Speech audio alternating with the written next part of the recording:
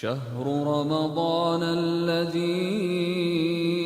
أنزل فيه القرآن.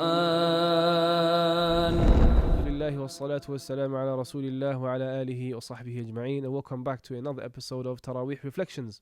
We are still in Surah Ibrahim, and in the concluding verses of Surah Ibrahim, Allah teaches us the supplication of Ibrahim alayhi salam. He asked Allah to protect him and his children from worshipping idols. This showed us that even prophets feared for themselves and their offspring's shirk. This is something you should take seriously and constantly ask Allah subhanahu wa ta'ala for protection. Ibrahim alayhi salam also makes dua that he and his children become establishers of salah, and he seeks forgiveness for himself and his parents. This teaches us the importance of making dua for our parents. It's something that you should constantly do.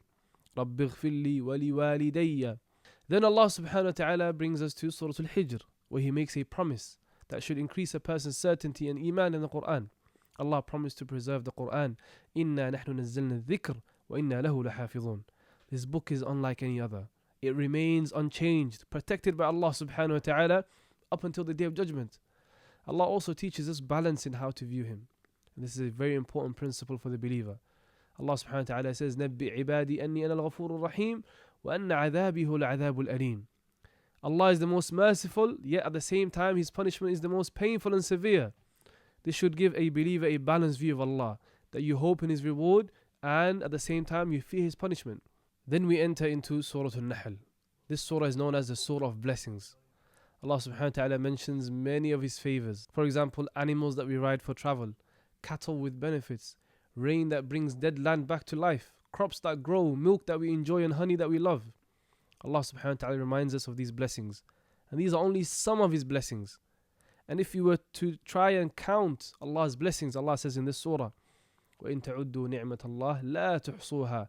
We will not be able to enumerate them. And as we stand, بإذن ta'ala, tonight in Taraweeh, these verses remind us of the gratitude that we owe Allah subhanahu wa ta'ala and the gratefulness that is required from us as servants of Him. We ask Allah subhanahu wa ta'ala to allow us to be humble and grateful and recognize His blessings. وصلى اللهم وسلم على نبينا محمد وعلى آله وصحبه أجمعين.